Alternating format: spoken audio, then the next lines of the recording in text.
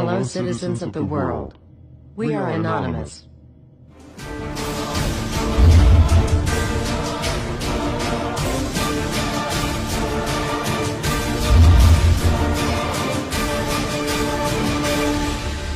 Guess what, world? We are back.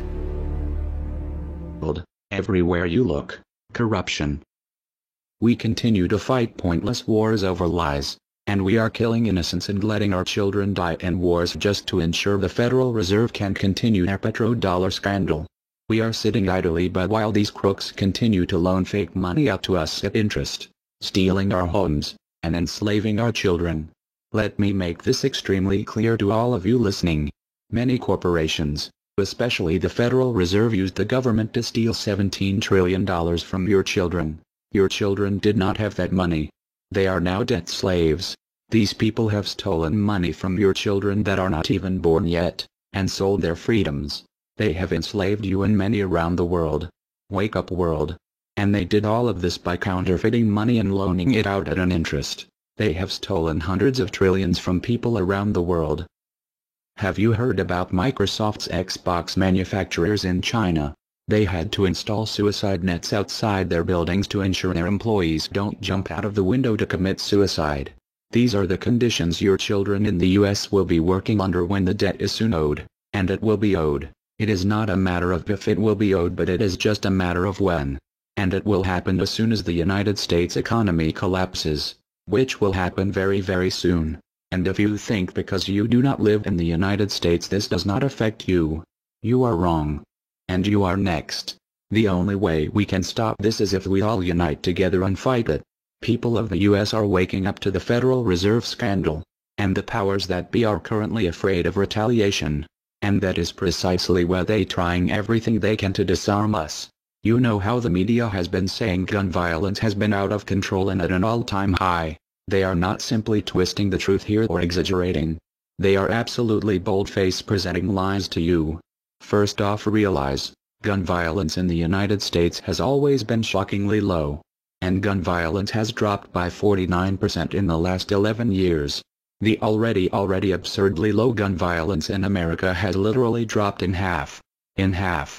The fact they are saying that it is at an all-time high perfect demonstrates how biased the government and the media is. If this doesn't prove to you that they have an agenda, then nothing will. Do you remember how the media keeps repeating that there has been 74 school shootings since Sandy Hook? Those 74 shootings were not even mass shootings like they claim. Most were suicides and none of them even took place at a school. Not a single one. They are presenting lies to you, America. When will you wake up? At some point you have to ask yourself, why would the government fake 74 mass school shootings involving children? If they get our guns, we will lose the fight against them. And they will take away absolutely all of your freedoms and you and your children will be forever slaves. And don't forget they purposefully put you and your children into that debt. And because the Federal Reserve is present in all countries, the other countries of the world are next soon after. This plan is called the New World Order. It is the same New World Order the Vice President of the United States called for on national TV a month ago. He said we need to strive for and complete the New World Order.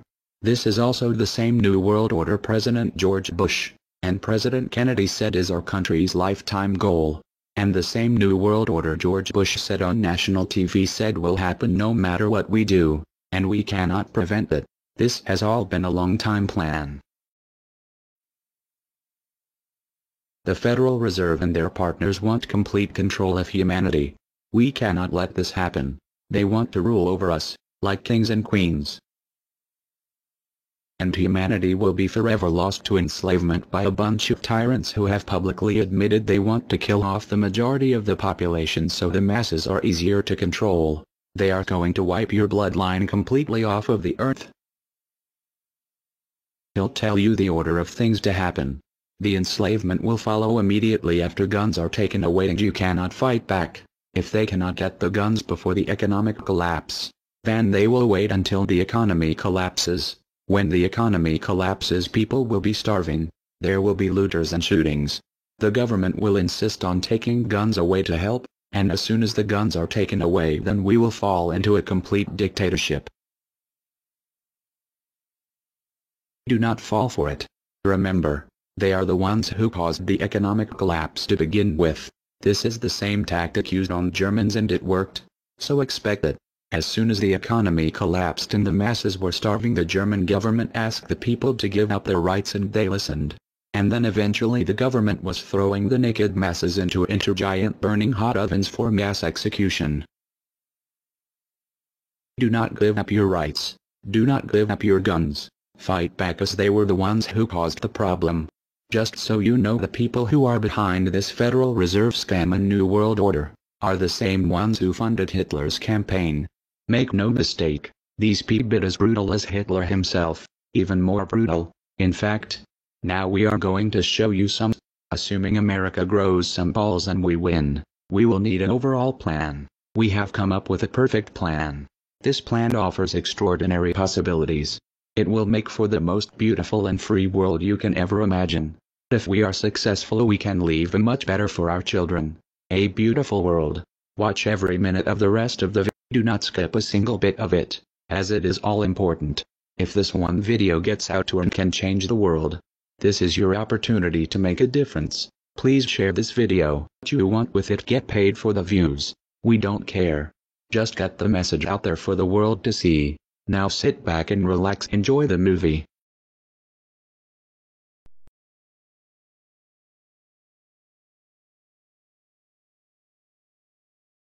To you? Makes perfect sense. Okay. Anybody else want to throw anything out at us?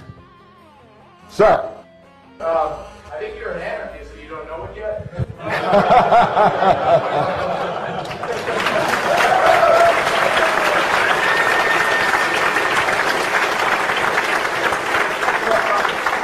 Do you hear me denying anything?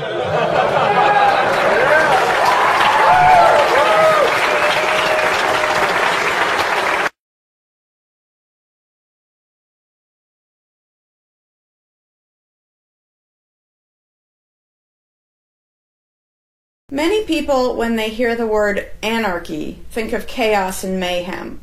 So they assume that an anarchist must be in favor of disorder and violence. That is the complete opposite of the truth.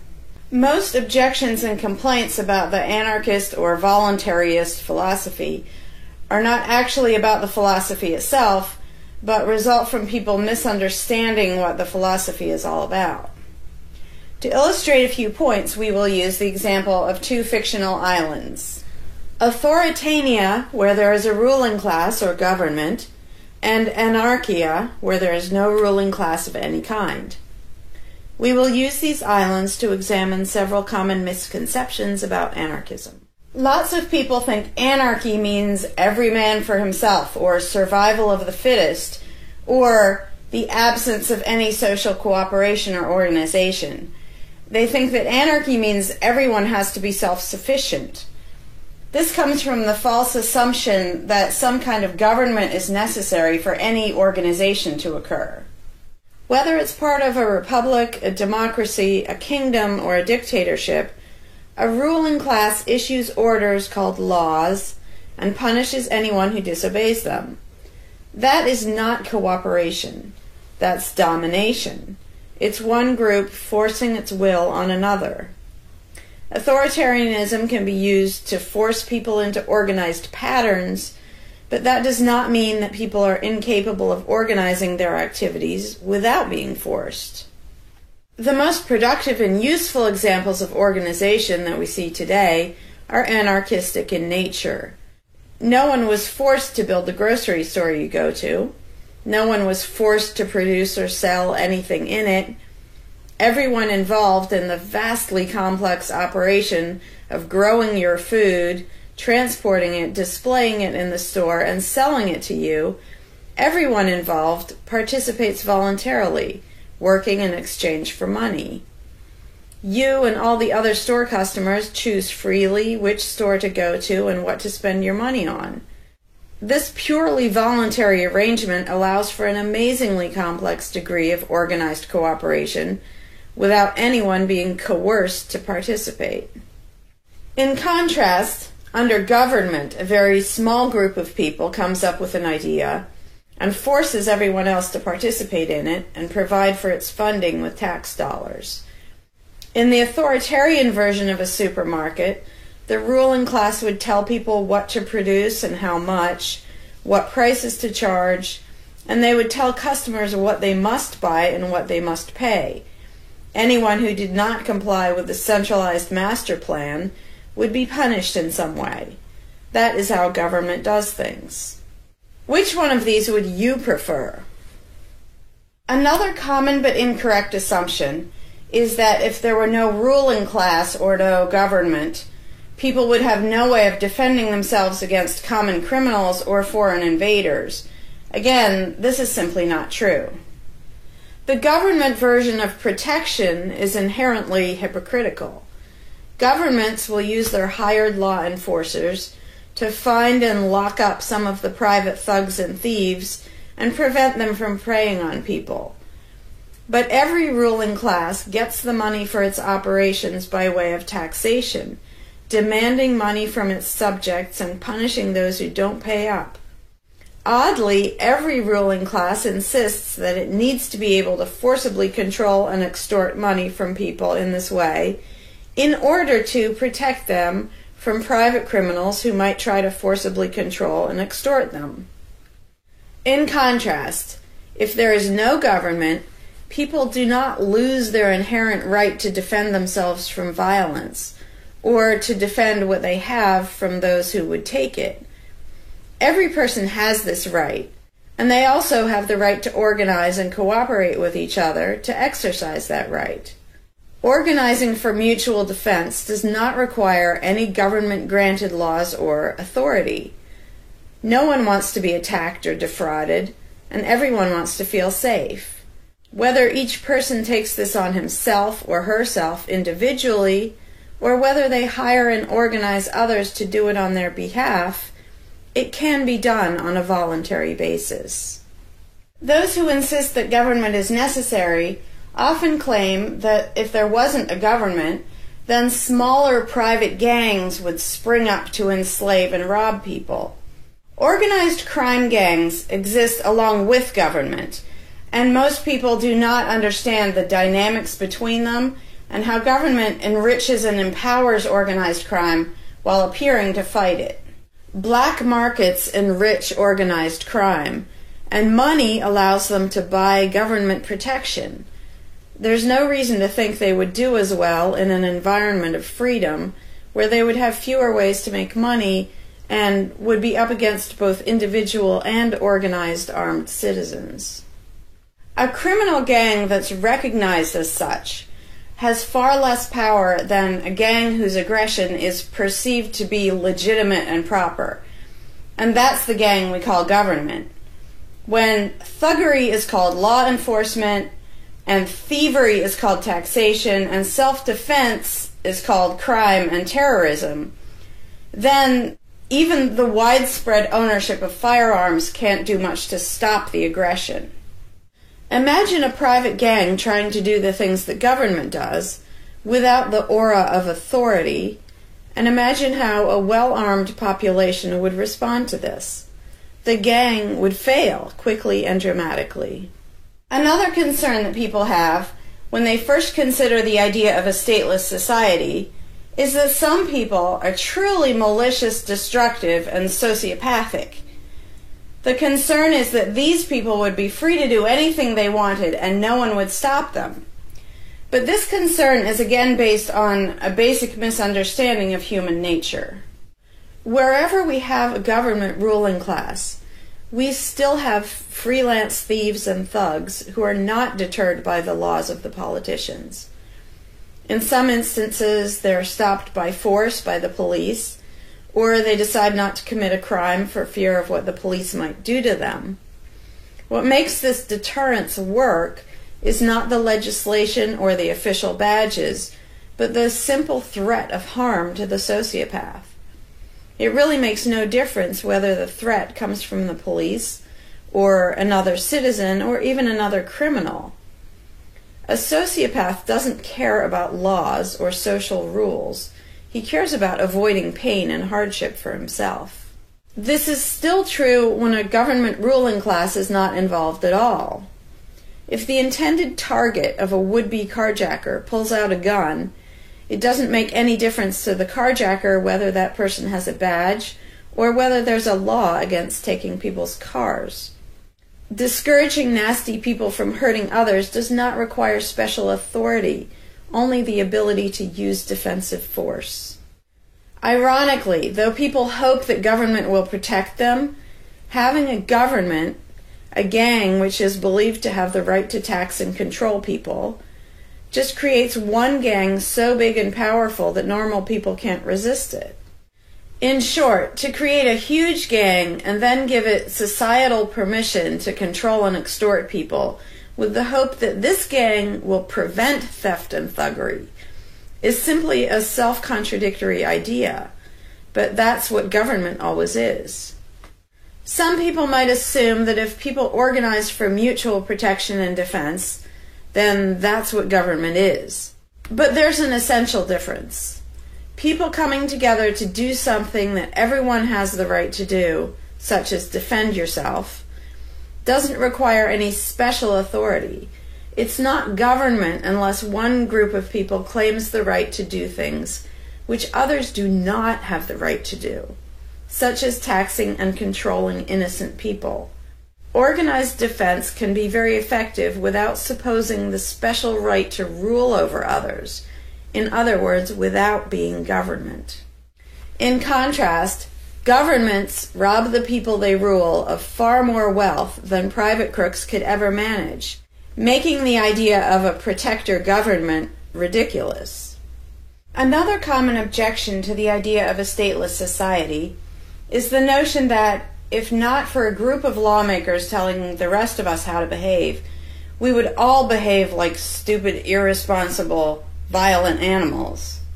This claim implies one of two things. Either we normal people have no idea what is right and wrong unless and until politicians tell us, or the only reason we want to do the right thing and coexist peacefully is because politicians told us to. A quick examination of your own motivations will show you that neither of those things is actually true. It's particularly odd to make this argument in a society where politicians are voted into power. If the people themselves have no moral code and no conscience, and are just stupid, violent animals, why does almost everyone want government to keep the peace and protect the innocent? Would a population of vicious, heartless, evil people try to elect good people to keep the evil people in line? Obviously not. The goodness and the desire for order and peace comes from us, not from the lawmakers we vote into office. The same holds true of everything that government does. If people are so short-sighted and selfish that they can't be trusted to voluntarily organize and raise money for whatever they deem important, then how can those same people be trusted to decide who should be in power? The implication is that the average person can't be trusted to run his own life, but can be trusted to choose someone to run other people's lives. Government is really not a civilizing influence. It's actually an uncivilizing influence.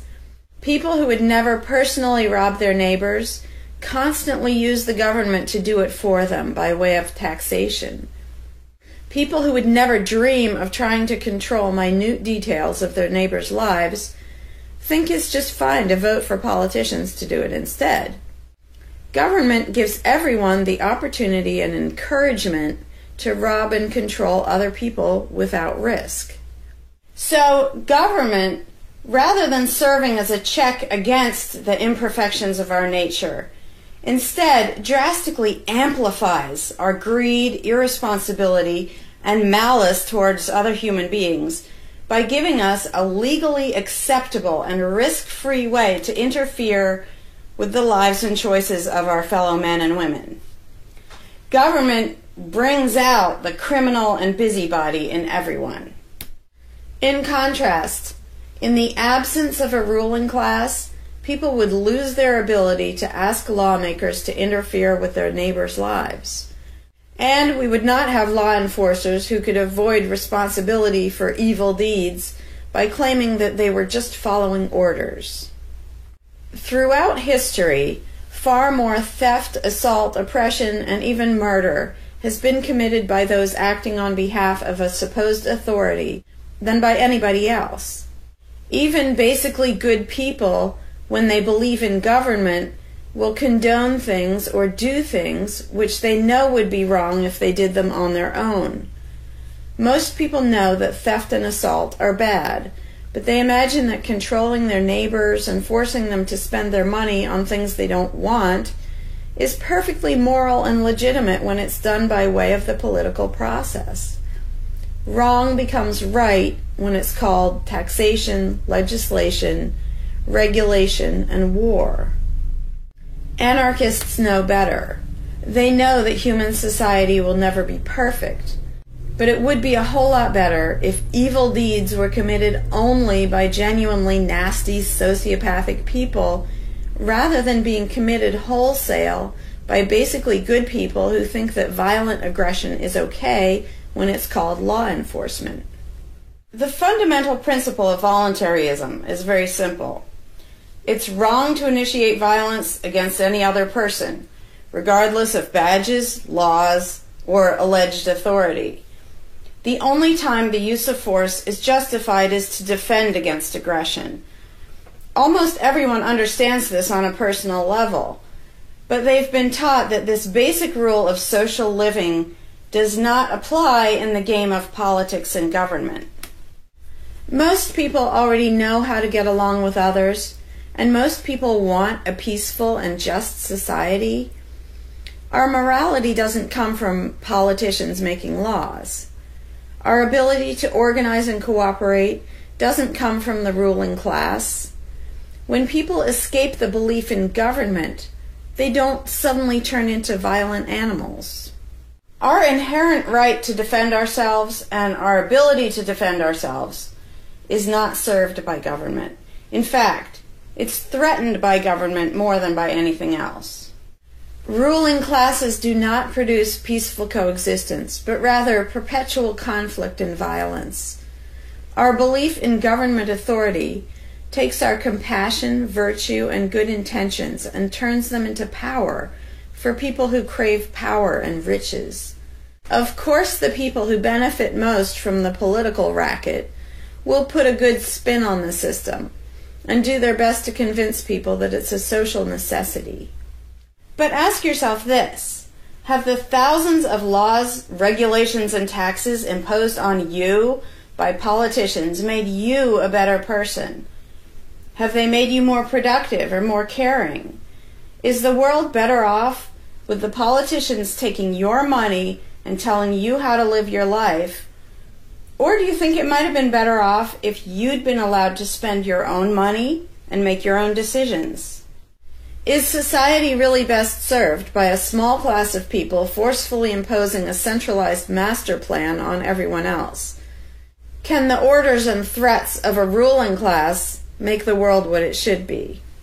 Or would society be better served by human freedom and respect for individual rights, by voluntary cooperation and peaceful organization? If this second option sounds better to you, maybe you should learn more about anarchism. Some people dismiss anarchism as a utopian idea that would only work if everyone were generous and compassionate. Obviously, everyone is not generous and compassionate all the time. But these people need to look at the other side of the coin. If people are too stupid, greedy, and malicious to be free, aren't they too stupid, greedy, and malicious to be trusted with power over others? Whether people are inherently good, bad, or some of each, giving a person power over others is not going to make that person better. In fact, power has historically been known to corrupt people and make them worse, whereas the discipline imposed by the equal freedom of everyone else brings out the best in human nature. Most people today think that we need some form of government because they mistakenly believe that obedience to authority makes us all more civilized, moral, and peaceful. In reality, it has always done exactly the opposite. Everyone knows that governments can be corrupt, abusive, inefficient, counterproductive, even tyrannical. But most people assume that the way to fix that is to get the right people into power. People have spent centuries trying to create a good society using different kinds of ruling classes, different legal structures, different ways of choosing the rulers, and so on.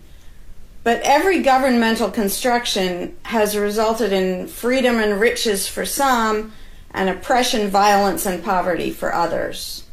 What if, instead of deciding what the throne should look like and who should sit on it, all people of goodwill embraced the non-aggression principle? What if, instead of looking to a ruling class to impose our values on society, we embrace the concept of self-ownership? These principles are simple and easy, to the point of being self-evident, but they're diametrically opposed to the authoritarian principles that most of us have been indoctrinated with. Anarchism does not mean chaos and violence, or every man for himself. Having no government does not mean having no morality, no organization, and no cooperation. Simply put, anarchism does mean that no one is your master and no one is your slave. And that's all it means.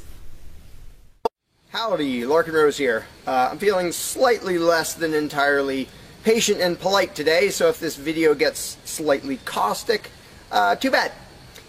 This video is for all the people who are constantly saying, well, if not for government, we couldn't have roads, or we couldn't have police, or nobody would care for the poor, or we wouldn't be protected, whether it's from local thugs or from foreign invaders. We wouldn't have this, we wouldn't have that. So thank goodness we have government and taxes, because we wouldn't have any of those things. And the first way I'd respond to that is by pointing out the assumptions that underlie that complaint, that argument. Basically what people are saying, because let's be clear about what the terms mean, government is the people who boss everybody else around. And taxes are those people demanding money from us. So they basically tell us, hand over a whole bunch of money and we'll decide how to take care of you. We'll decide how to spend your money. If we don't like it, too bad, we don't really have a choice. Like, well, you can vote in a few years and maybe something will change, even though it totally won't. So that's what people are saying. Basically, if we didn't have a ruling class stealing our money and then supposedly spending it to protect us, how could we possibly have roads or anybody to protect us? The implication is that in this country, for example, 300 million people would just sit around thinking, oh, we can't do it. Without politicians and tax collectors, we can't have a road, we can't protect each other, and we can't... And it rests on this bizarre assumption that things that almost everybody wants, they wouldn't do anything to make happen unless there were politicians forcing us to give them money so they can make it happen. And so an example I like to use is, let's apply the same argument to food, because food is pretty darn important. I think everybody can agree. Let's apply the same argument that statists use about the roads or caring for the poor or protection or anything like that. The argument would go like this. Now, in the context of food, listen how idiotic this is. If we don't have government demanding money from all of us under the threat of caging us, and that's what taxation is, here's the money you have to give us, here's the nasty things we do to you if you don't. If that didn't happen so that they could build a big food production and distribution system and feed us, well, we'd all starve. We'd all just sit around saying, gosh, I wish we had food, but, you know, no politicians and tax collectors. We're just going to sit around and starve to death. Now, in this country, nobody would believe something that stupid, because all you have to do is go to a supermarket and see a perfect example of really efficient, organized cooperation that nobody is forced to do. There is no, you know, if you're going to make the argument that people make about roads and protection and all that, you'd say, well, nobody is forced to make any food for anybody in this country. How do you know everyone's just going to say, well, it's not my job, and we'll all starve to death? There's no guarantee. There's no master plan guaranteeing that we'll all have food. So obviously we're all going to starve if we don't have an authoritarian government stealing our money and then making food and giving it to us. Because golly gee, we couldn't possibly do it voluntarily ourselves. Again, in this country, nobody makes that argument because they see it happening voluntarily. Nobody involved is forced to do that. Nobody is forced to make you a single bite of food. There is no guarantee at all from anybody. And yet, Americans are, by and large, hugely overweight. Obviously, we don't have a lack of food. We might have a lack of healthy food. But obviously, we see that example, oh, we can handle that. You know, voluntarily, mutual cooperation, that's fine for food, but for some reason, it's not okay, and we can't even fathom the idea of the exact same thing handling roads, or handling protecting us, or other things that almost everybody wants. So there's, in the question is this bizarre assumption that everybody will sit around really, really, really wanting something, but because there aren't politicians bossing us around and stealing our money, well, how could we possibly do it? And one of the most common things is, who will build the roads? Which is amazingly stupid to me. Just amazingly stupid. I have here in my pocket a little tiny thing. With this little tiny thing, I can be most places in this country and call people all over the world. And I own it myself. I'm not anywhere near rich these days, but I own one. Almost everybody I know has one of these. A little thing that can fit in your pocket, and just on a whim, you can open it and talk to somebody who's on the other side of the planet. And there was no coercion, nobody forced anybody to make one of these. This is the result of voluntary cooperation. And that's it. Free trade. Organization, yeah, good. Cooperation, yeah, good. Coercion, which is what government is, and taxation, which is theft, didn't need that to do this. So what these people are telling me, oh, we wouldn't have roads if we didn't have government, is that somehow free individuals, relatively free, interacting voluntarily can make it so I can talk to almost anybody in the world on a little thing that fits in my pocket on a budget that is not a very good budget at the moment, but I still have one of these.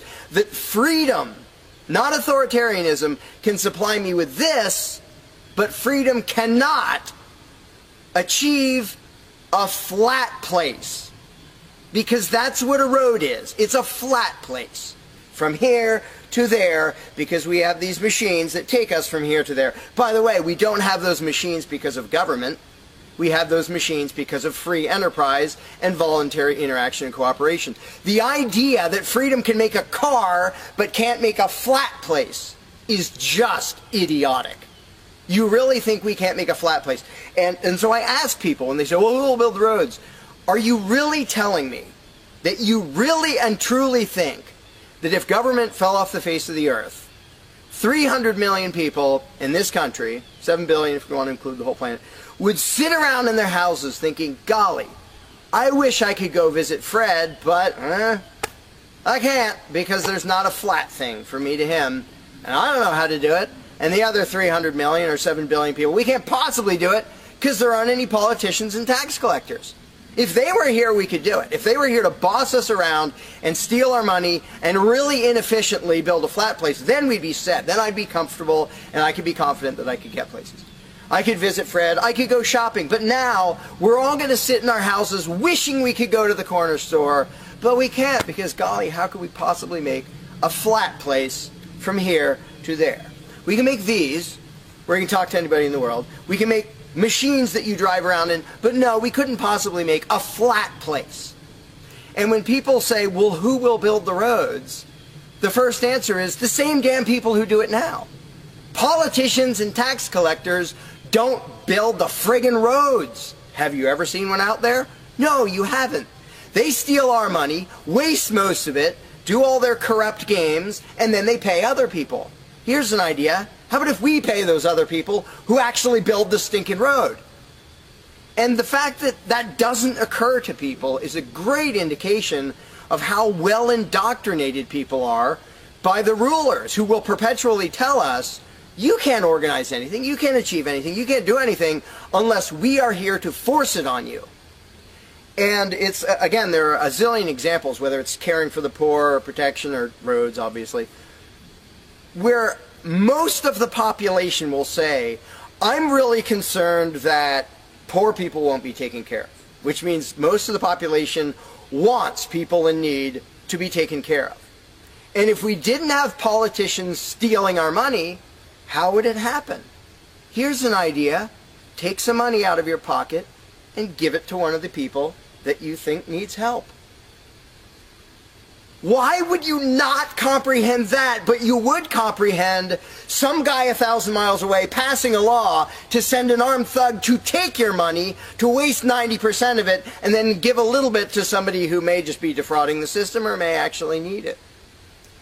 And the amount of indoctrination required to make people even ask these questions of how could we possibly do this without government?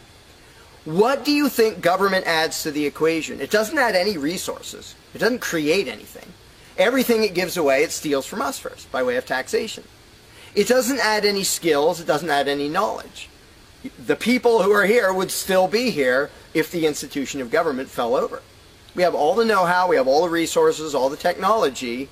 The only thing it adds is one group that's imagined to have the right to violently assault and control and extort everybody else. So what the question really means is, how can we have a road, or how could I help that poor, or how could that poor person be helped, or how would anybody protect us if there wasn't a gang of thugs with permission to violently control and rob us?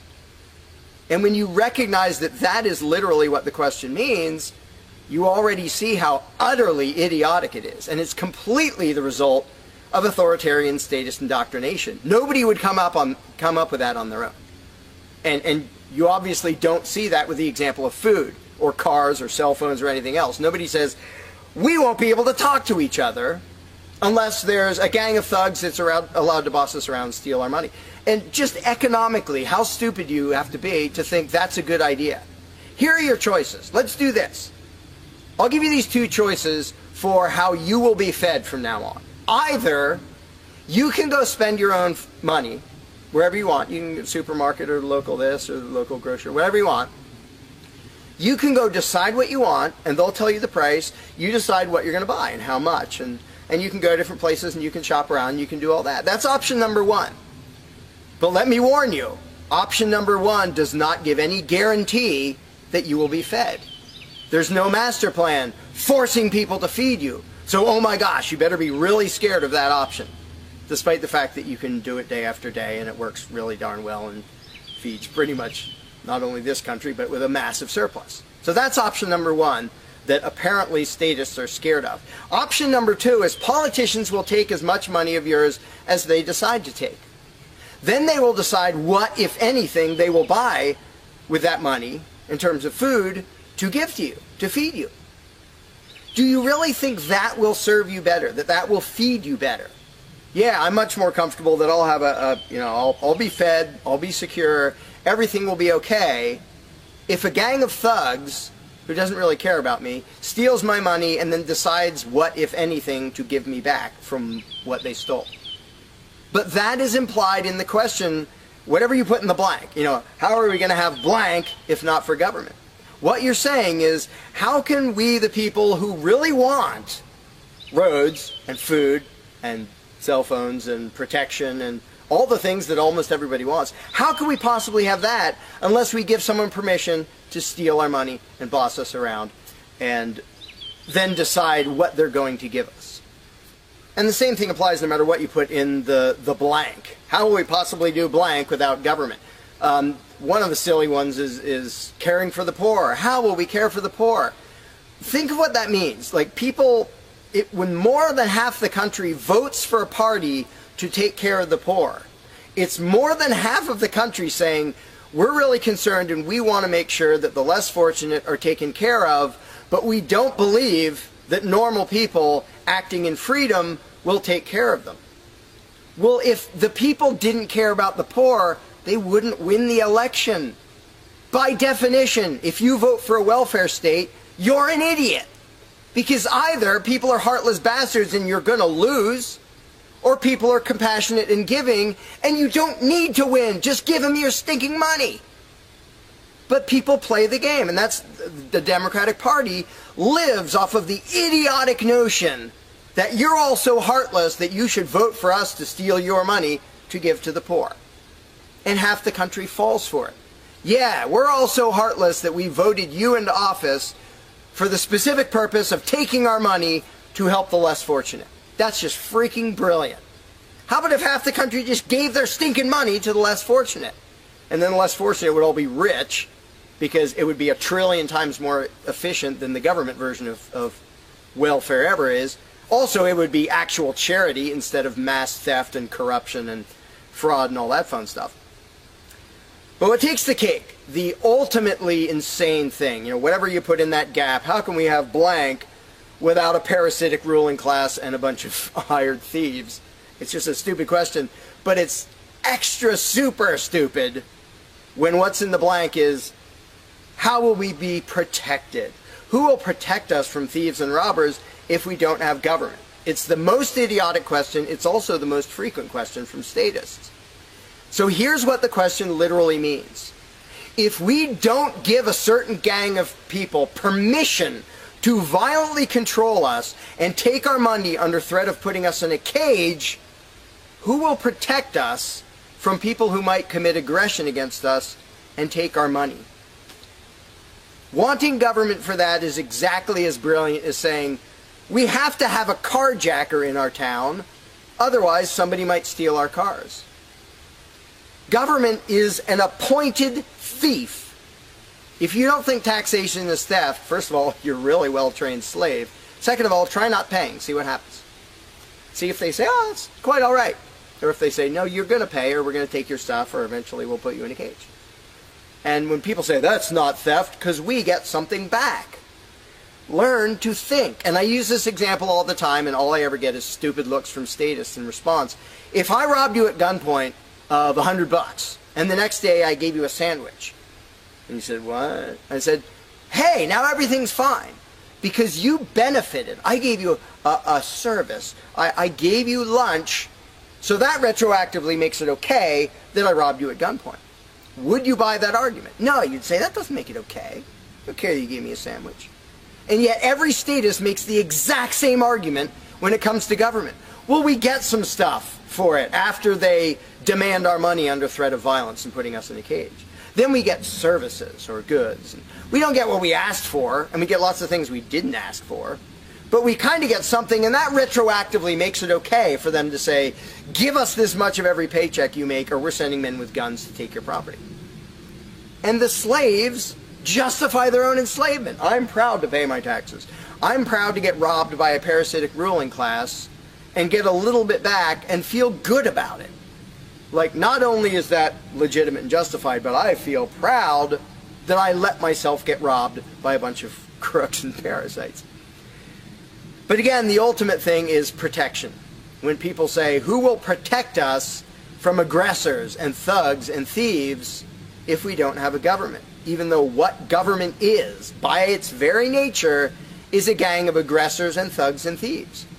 They issue commands. Every law they pass is a command backed by a threat of violence. You have to do this. You're not allowed to do that. Here are the nasty things we will do to you if you get caught disobeying. I mean, everybody knows that, even though they don't usually say it in terms that blunt and honest and accurate. But to say we need taxes to be protected is as stupid as you can get. It's saying we need theft to avoid theft. And the fact that people are trained to use different words so that this theft sounds okay. It's legalized, it's taxation, and we voted for the people who robbed us. Like, we got to elect our local carjacker, and that means he represents us when he demands our car and points a gun in our face. He's serving us as he steals our car, because he's going to use that car and sell it and make money to make sure nobody else steals our car. That is the essence of government. And the fact that you have hundreds of millions of victims of that scam vehemently defending it and saying, I'm not going to give that up. I don't want to give up government. Who would protect us? I don't want to give up the biggest aggressor on the planet, the biggest thief on the planet. Look at your tax bill and see how much private crooks steal from you. So before you ask that question, before you ask, how could we possibly have roads or protection or water or air or Christmas or Santa Claus or any of the zillion things that statists imagine we can't possibly have without a ruling class, think about what the question actually means. Because when you get to the point where you understand the implications of your own question, asking how can we possibly have this without a parasitic gang of thugs robbing us, when you actually understand what you're really asking, you won't ask the question because you will realize it's completely freaking idiotic.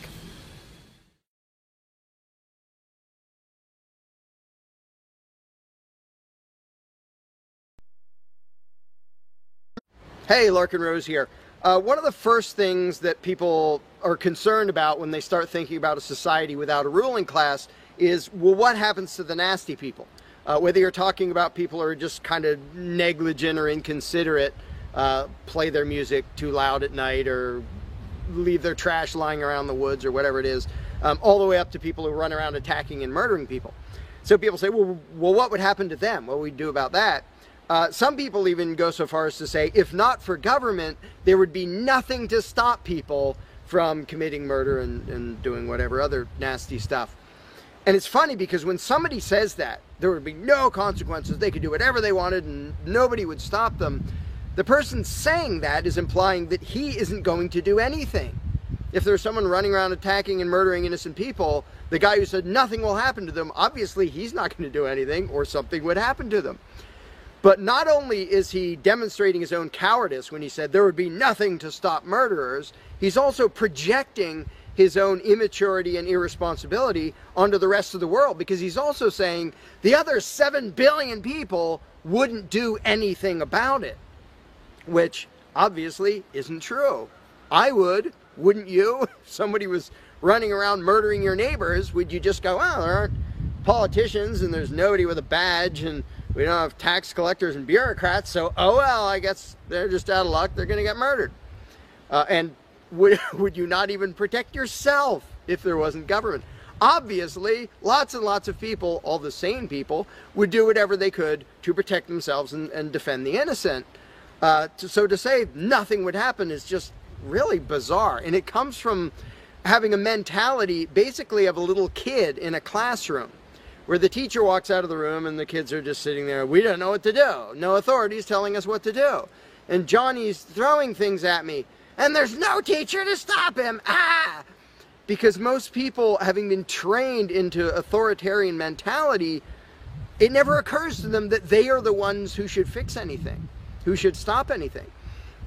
And so when people say, well, what would be done about this and that and the other thing, nasty people doing nasty things, the first thing I ask is, well, what would you do about it?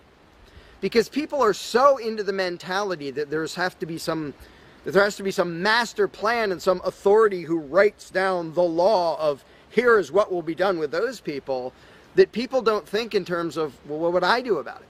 Which is why I always ask people, well, what would you do about it? You're a person just as much as me and just as much as the other 7 billion. What would you feel justified in doing if somebody was polluting or playing their music too loud at night or running around murdering people or whatever in between you can think of? Any nasty thing, what would you feel justified in doing about it? Because there's a very basic rule of being a moral human being, which is if it would be wrong for you to do something, don't ask anybody else to do it. And the rule is so simple, so self-evident and obvious that most people will go, well, duh, of course. Trouble is, nobody in the world who believes in government abides by that rule. Nobody. I don't care if you're a constitutionalist, Democrat, Republican, fascist, communist, anything, any kind of statist. There is nobody who believes in government who abides by the most basic rule of morality, which is if it's wrong for you to do something, don't ask somebody else to do it. Because every single candidate, every party, every government always does things that the voters know they themselves have no right to do. And to say something like, well, I'm voting for the guy who's going to tax you less. Well, do you have the right to rob me a little bit less than the other guy? No, you don't. So telling me that, well, somebody was going to rob you more, but I voted for the guy to rob you a little bit less, you are still violating the basic rule of being a human being. If it's wrong for you, don't ask somebody else to do it. Well, that's kind of the second basic rule, the first one being the non-aggression principle. And they actually go together quite well. But when people are in the mindset that there's going to be some major centralized plan to deal with whatever, polluters or people who play their music too loud or murderers or whatever else, they have to get out of that mindset. They have to start to think that maybe they are among the people who have to do something about it. So instead of saying, what will be done about such and such, well, what will you do about it? What should I do about it? And this doesn't magically make all the problems go away, but the actual practical challenge of dealing with most disputes is trivial compared to the challenge of getting people to think like responsible adults, where they start to think, well, maybe it's up to me. And a while back I did little events called Escaping the Myth, and one of the little mental exercises I did with these little groups of people is, imagine we're on an island and we're it. There's no government, there's no authority, there's nobody with a badge, and one of us is running around stealing stuff from other people. He's not killing anybody, but he's stealing stuff. What are we going to do about it? We normal people. There's not a legislature, there's not 911 to call, there's nobody with a badge, it's just people. And so with that specific example, I would ask people, so what do we do? And just off the top of their heads, everybody comes up with solutions that are way better than what government ever does. First of all, every government solution is, all right, step one, I get to rob everybody. That's the government solution. Well, we're going to tax everybody so we have the resources to stop that other robber. Well, in the island scenario, nobody is stupid enough or insane enough to start with that, to say, well, let's see, so somebody's stealing our stuff. Okay, first, I get to rob all of you so that I have the resources to protect you from him. Nobody is that insane. Everybody is insane enough to believe that who believes in government. And I did for many years.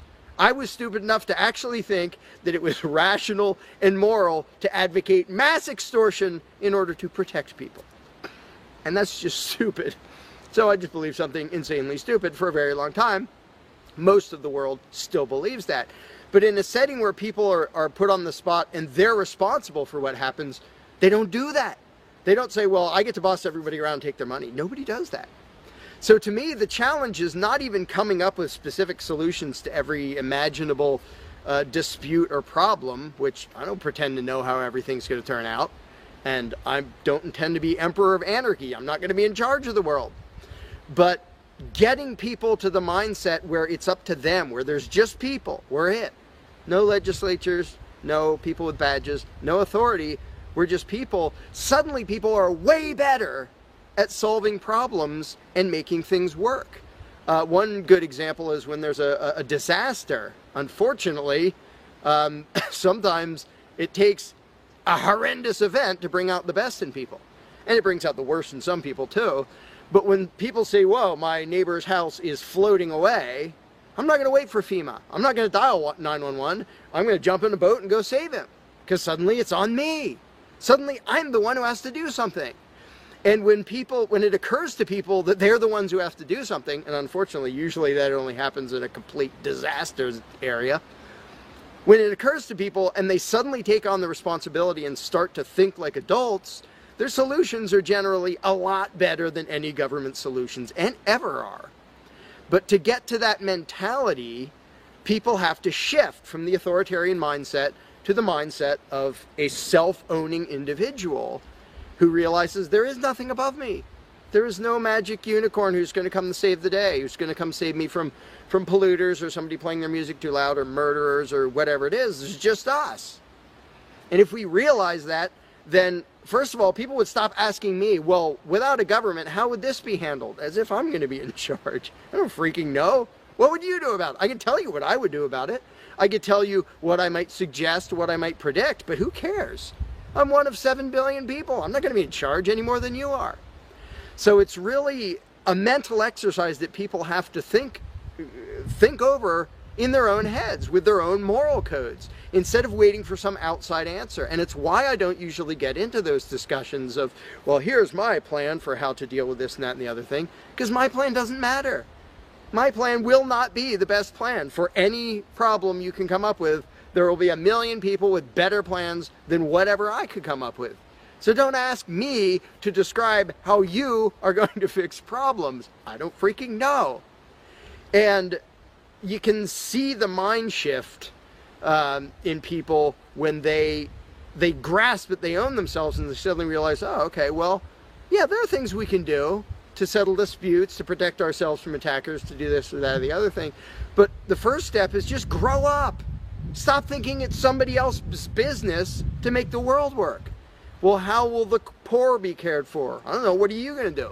Well, how will we be protected from this? I don't know. What are you going to do about it? And it is inconvenient. It's inconvenient to be a free person where you can't just be a kid in the classroom whining to the teacher to save the day and fix everything and make everything work, where you actually have to be a responsible adult. And that's one of the reasons, one of the main reasons why people like the belief in authority, because then they can live with the lie that all they have to do is obey and do as they're told and everything will be okay. First of all, no, it won't be okay. Second of all, you're not even being a human being.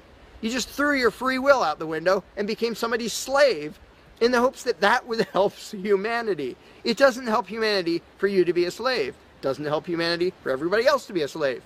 It does help humanity for you to start thinking as an adult, responsible human being who owns himself and who accepts that it is your responsibility to figure out how to make the world work.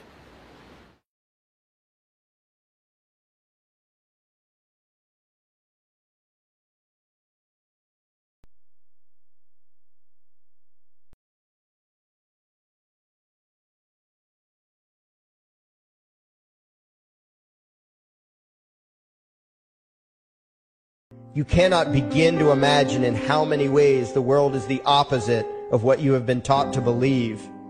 You see the guy who sells drugs to willing customers so he can feed his family as the scum of the earth, while you see the hypocrite who gives away stolen money in the name of government as a saint.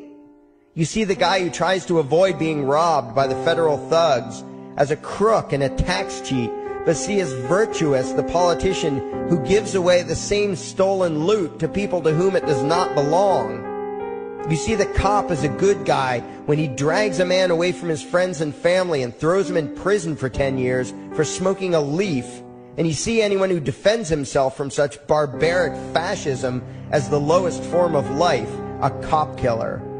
In reality, most drug dealers are more virtuous than any government social worker, and prostitutes have far less to be ashamed of than political whores, because they trade only with what is rightfully theirs, and only with those who want to trade with them. The upstanding, church-going, law-abiding, tax-paying citizen who votes Democrat or Republican is far more despicable and a bigger threat to humanity than the most promiscuous, lazy, drug-snorting hippie. Why?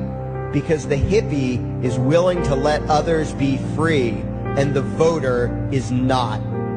The damage done to society by bad habits and loose morality is nothing compared to the damage done to society by the self-righteous violence committed in the name of the state.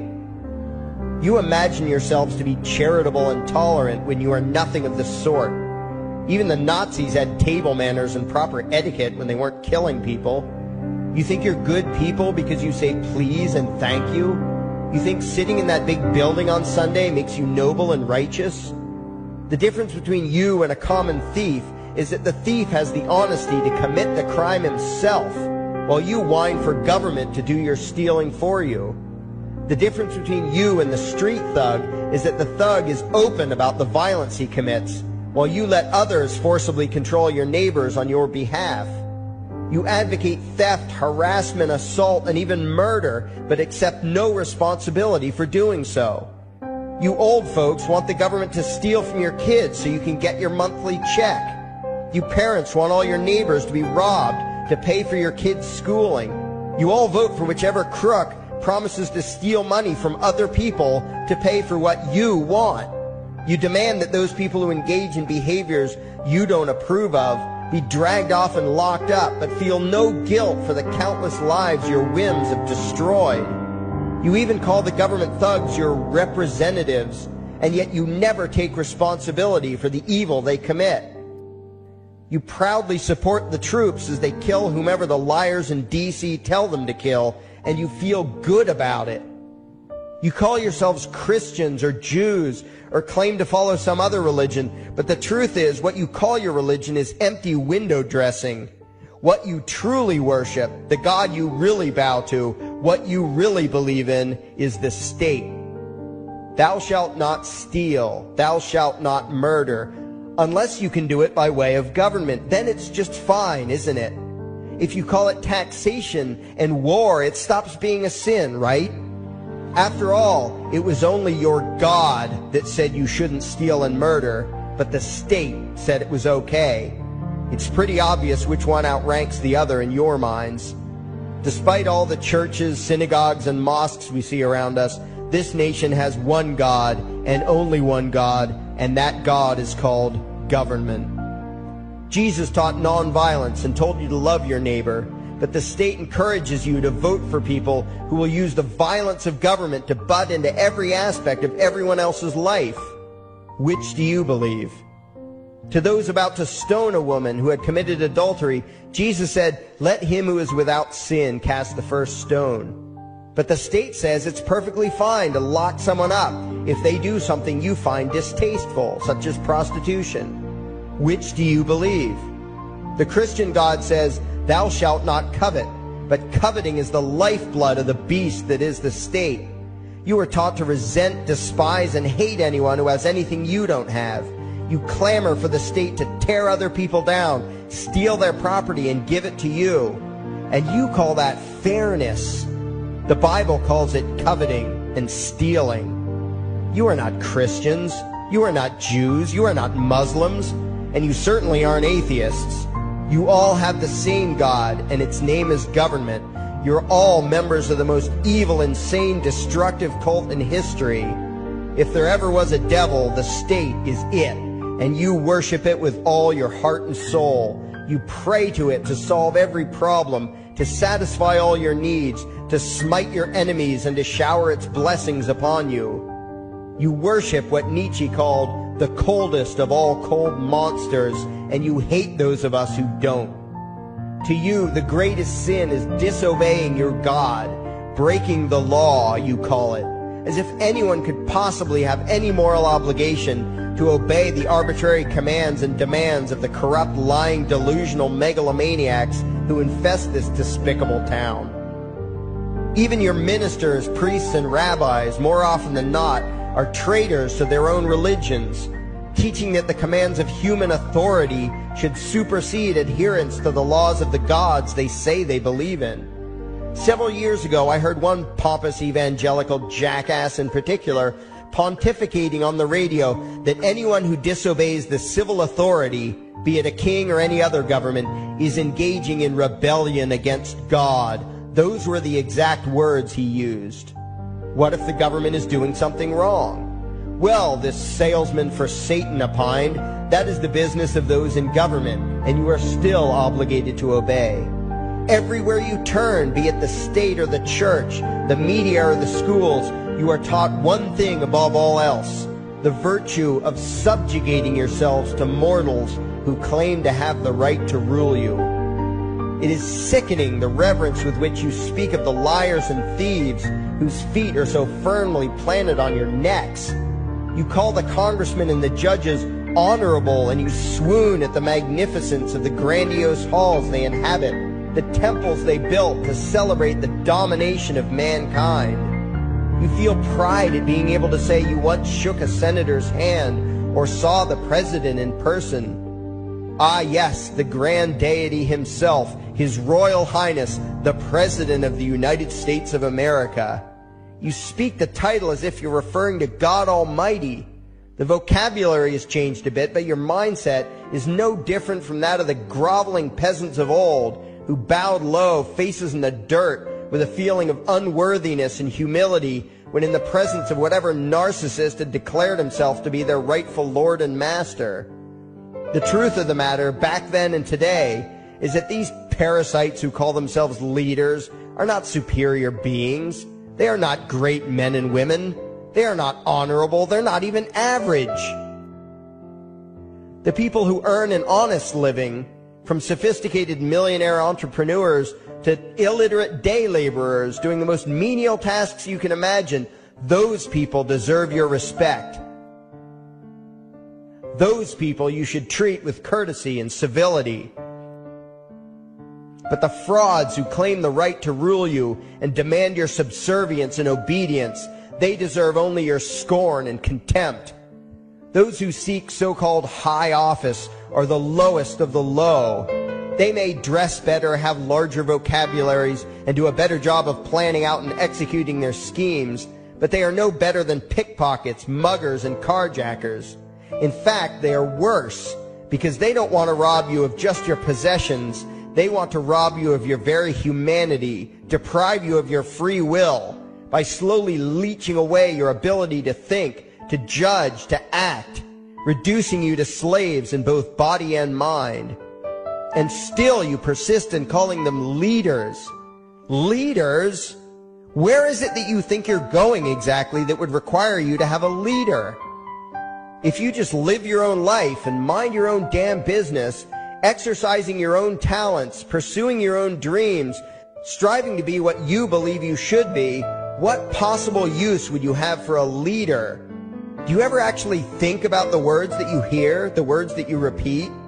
You parrot oxymoronic terms such as the leader of the free world, even pretending for a moment that there is some huge journey or some giant battle that everyone in the entire nation is undertaking together that would require a leader.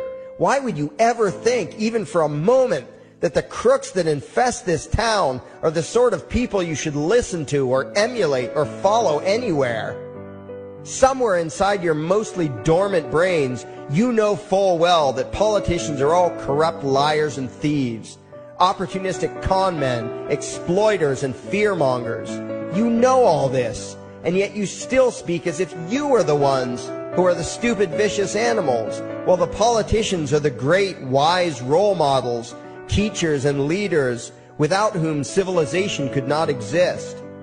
You think these crooks are the ones who make civilization possible? What belief could be more absurd? Yet when they do their pseudo-religious rituals, deciding how to control you this week, you still call it law, and continue to treat their arbitrary demands as if they were moral decrees from the gods that no decent person would ever consider disobeying. You have become so thoroughly indoctrinated into the cult of state worship that you are truly shocked when the occasional sane person states the bleeding obvious. The mere fact that the political crooks wrote something down and declared their threats to be law does not mean that any human being anywhere has the slightest moral obligation to obey.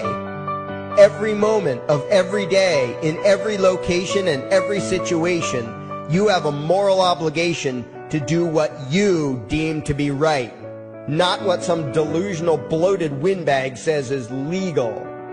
And that requires you to first determine right and wrong for yourself, a responsibility you spend much time and effort trying to dodge. You proclaim how proud you are to be law-abiding citizens and express your utter contempt for anyone who considers himself above your so-called laws, laws that are nothing more than the selfish whims of tyrants and thieves. The word crime once meant an act harmful to another person. Now it means disobedience to any one of the myriad of arbitrary commands coming from a parasitical criminal class. To you, the term crime is nearly synonymous with the word sin, implying that the ones whose commands are being disobeyed must be something akin to gods, when in truth they are more akin to leeches. The very phrase, taking the law into your own hands, perfectly expresses what a sacrilege it is in your eyes for a mere human being to take upon himself the responsibility to judge right from wrong and to act accordingly, instead of doing what you do, unthinkingly obeying whatever capricious commands this cesspool of maggots spews forth. You glorify this criminal class as lawmakers and believe that no one is lower than a lawbreaker, someone who would dare disobey the politicians. Likewise, you speak with pious reverence of law enforcers, those who forcibly impose the politicians' every whim upon the rest of us. When the state uses violence, you imagine it to be inherently righteous and just, and if anyone resists, they are, in your eyes, contemptible lowlifes, lawless terrorist criminals. Like the lawless terrorist criminals who helped slaves escape the plantations. Like the lawless terrorist criminals who helped Jews escape the killing machine of the Third Reich. Like the lawless terrorist criminals who were crushed to death under the tanks of the Red Chinese government in Tiananmen Square.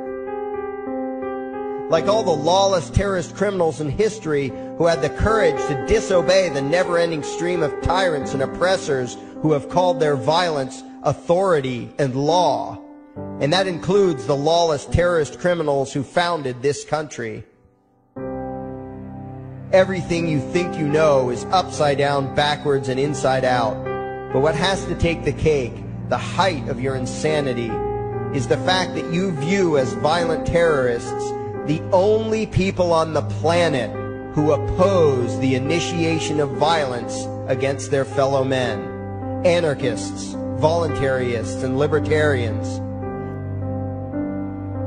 We use violence only to defend ourselves against someone who initiates violence against us. We use it for nothing else. Meanwhile, your belief system is completely schizophrenic and self-contradictory. On the one hand, you teach the young slaves that violence is never the answer. Yet out of the other side of your mouths, you advocate that everyone and everything, everywhere and at all times be controlled, monitored, taxed, and regulated through the force of government. In short, you are teaching your children that the masters may use violence whenever they please, but the slave should never resist. You indoctrinate your children into a life of unthinking, helpless subservience. You are putting the chains around their little necks and fastening the locks tight. And worst of all, you feel good about it. Out of one side of your mouths, you condemn the evils of fascism and socialism and lament the injustices of the regimes of Hitler, Stalin, and Mao. While out of the other side of your mouths, you preach exactly what they did. The worship of the collective, the subjugation of every individual to that evil insanity that wears the deceptive label, the common good.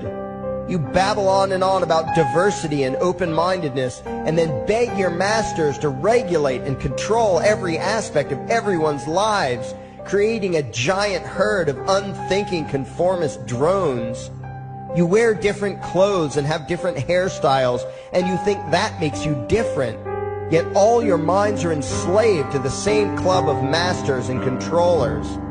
You think what they tell you to think, and do what they tell you to do, while imagining yourselves to be progressive, thinking, and enlightened. From your position of relative comfort and safety, you now condemn the evils of other lands and other times, while turning a blind eye to the injustices happening right in front of you. You tell yourself that, had you lived in those other places, in those other times, you would have been among those who stood up against oppression and defended the downtrodden. But that is a lie. You would have been right there with the rest of the flock of well-trained sheep, loudly demanding that the slaves be beaten, that the witches be burned, that the nonconformists and rebels be destroyed. How do I know this? Because that is exactly what you are doing today. Today's injustices and oppressions are fashionable and popular, and those who resist them, you tell yourselves, are just malcontents and freaks, people whose rights don't matter, people who deserve to be crushed under the boot of authority. Isn't that right? You bunch of spineless, unthinking hypocrites, look in the mirror. Take a good look at what you imagine to be righteous and kind. You are the devil's plaything.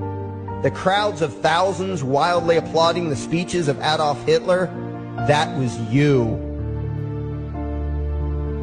The mob demanding that Jesus Christ be nailed to the cross, that was you. The white invaders who celebrated the wholesale slaughter of those godless redskins, that was you. The throngs filling the Colosseum, applauding as the Christians were fed to the lions, that was you.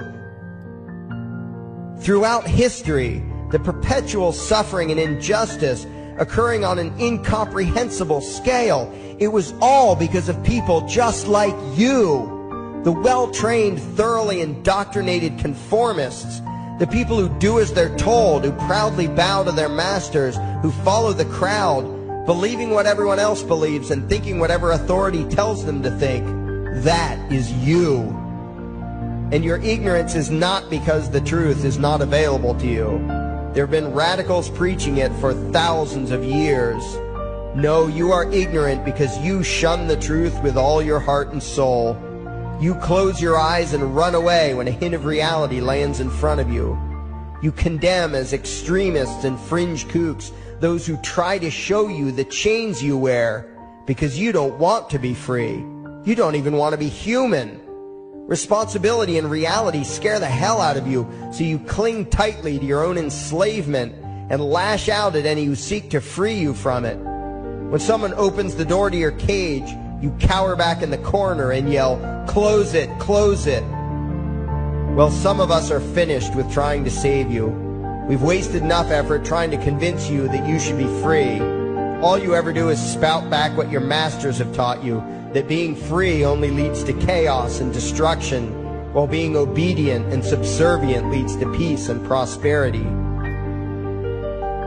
There are none so blind as those who will not see. And you nation of sheep, would rather die than see the truth.